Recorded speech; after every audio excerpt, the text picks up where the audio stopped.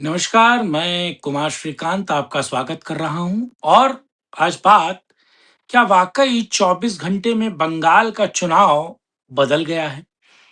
क्या बीते 24 घंटों में बंगाल में जो कुछ हुआ उसका इम्पैक्ट क्या बंगाल के चुनाव पर पड़ गया है?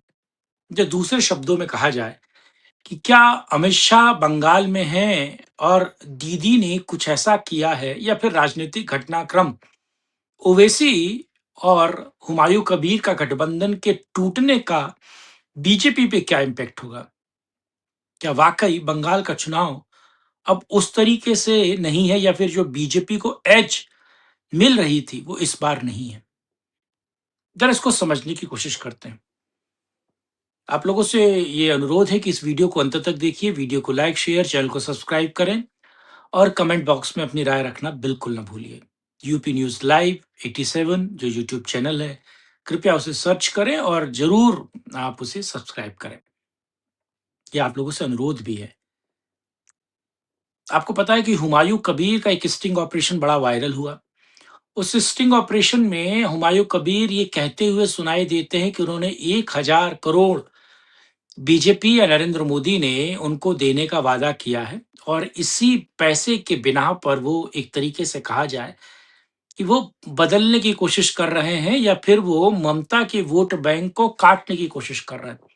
और वो स्टिंग ऑपरेशन टीएमसी ने जारी किया है, टीएमसी के हैंडल से जारी हुआ है और टीएमसी ये आरोप लगा रही है कि बीजेपी की बी टीम है हुमायूं कबीर और हुमायूं कबीर जिस तरीके से मुस्लिम वोट्स को अपने तरफ जोड़ने की कोशिश कर रहे हैं और मुस्लिमों को जिस तरीके से मूर्ख बनाने की कोशिश हुमायूं कबीर कर रहे हैं या फिर दूसरे तरीके से कहा जाए कि हुमायूं कबीर जिस तरीके से ममता के वोट बैंक को डेंट करने की कोशिश कर रहे हैं, क्या ये बीजेपी के कहने पर है? क्योंकि उनको चुनाव लड़ने का सारा पैसा बीजेपी दे रही थी और क्या हुमायूं कबीर का स्टिंग ऑपरेशन ओरिजिनल है? ये बहुत बड़े सवाल है। हुमायूं कबीर तो कह रहे हैं कि साहब उनका ये स्टिंग ऑपरेशन एआई मॉफ्टेड है और उस एआई मॉफ्टेड में हुमायूं कबीर जो है ये कहते हुए नजर आ रहे हैं कि 1000 करोड़ रुपए मोदी ने उनको देने का वादा किया है। तो बकौल हुमायूं कबीर उस स्टिंग ऑपरेशन में हुमायूं कबीर ये कहते हुए नजर आ रहे हैं। क्या ये एआई जनरेटेड है? पहली बार आप इसे देखेंगे तो पता चलेगा कि एआई जनरेटेड नहीं है। अगर दूसरे दृष्टि से आप देखेंगे तो ये कुछ ना कुछ इसमें खेल भी है।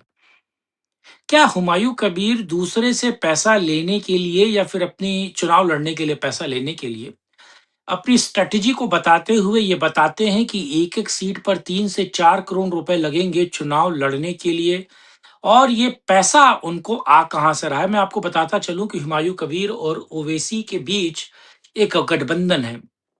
वो गठबंधन आज टूट गया क्योंकि हुमायूं कबीर से ओवैसी ने अपना नाता तोड़ लिया और आज कहने कहा जा रहा था कि ओवैसी बंगाल आने वाले थे और बंगाल आकर चुनाव प्रचार करने वाले थे और ये भी कहा जा रहा है कि ओवैसी अब अकेले लड़ेंगे यानी कि ओवैसी की पार्टी के लोग या फिर उनके पार्टी के प्रत्याशी अलग तौर पे चुनाव लड़ेंगे। इसके दोनों मतलब अलग है, आप समझिए। दरअसल अब ये गठबंधन फौरी तौर पर तो नहीं रहेगा, ये गठबंधन उस तौर पे नहीं रहेगा जिस तौर पर था। यानी कि हुमायूं कबीर जिन जिन सीटों पर हुमायूं कबीर लड़ रहे थे, उनकी पार्टी लड़ रही थी, उन सीटों पर तो हुमायूं कबीर लड़ेंगे, इसमें कोई दो राय नहीं है।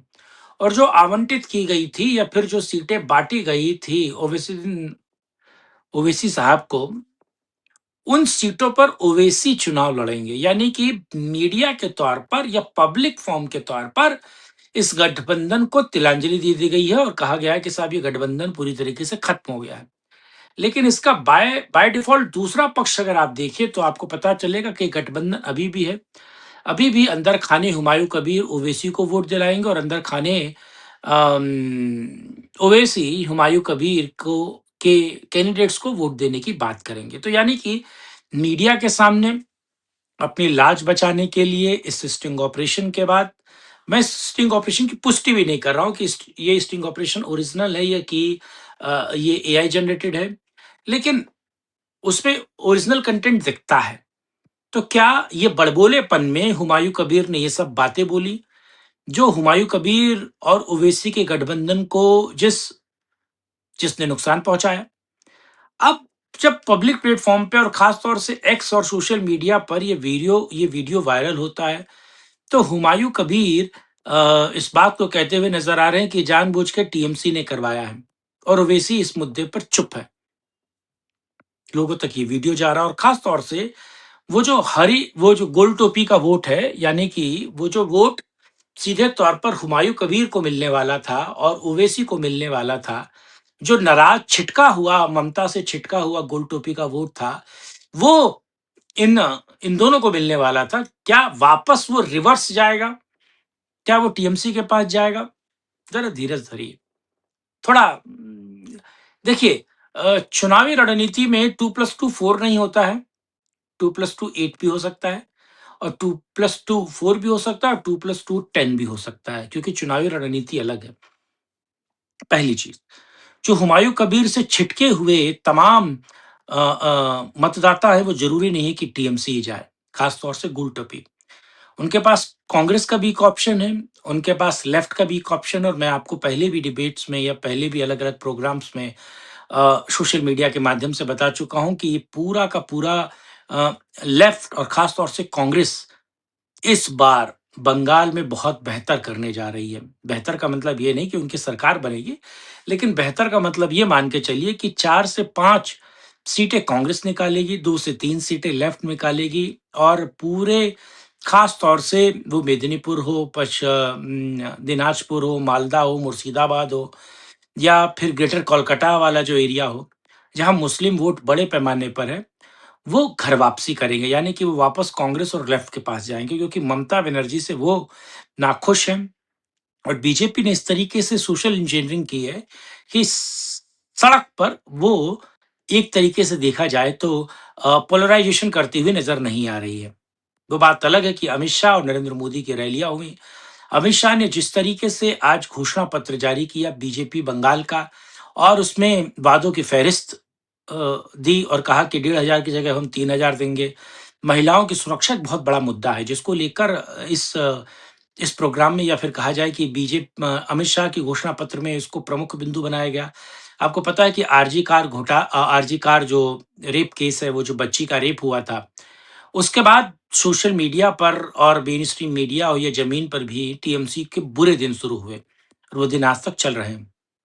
तो महिलाओं की सुरक्षा को लेकर टीएमसी का चेहरा तो बेनकाब हुआ था, लेकिन महिलाओं की सुरक्षा को लेकर जो अमित शाह, ये बीजेपी बात कर रही है कानून व्यवस्था को बेहतर और बढ़िया बनाने को लेकर, उस पर लोगों का भरोसा क्या है? खास तौर से दूसरी तरफ अगर आप देखिए तो लोग क्या अब बीजेपी को चांस देने वाले हैं? आपको पता है मैं 2 सर्वे कर चुका हूँ लगातार, और मैं बंगाल भी होके आया हूँ।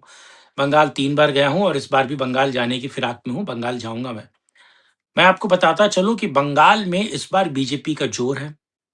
बीजेपी का जोर इतना है कि मैं ये नहीं कह रहा हूँ कि बीजेपी बिल्कुल लेंस लेंस डाउन विक्ट्री करेगी, लैंडस्लाइड विक्ट्री करेगी और बीजेपी 200 प्लस जाएगी, लेकिन बीजेपी 150 पर भी नहीं अटकेगी, ये ध्यान रखिएगा।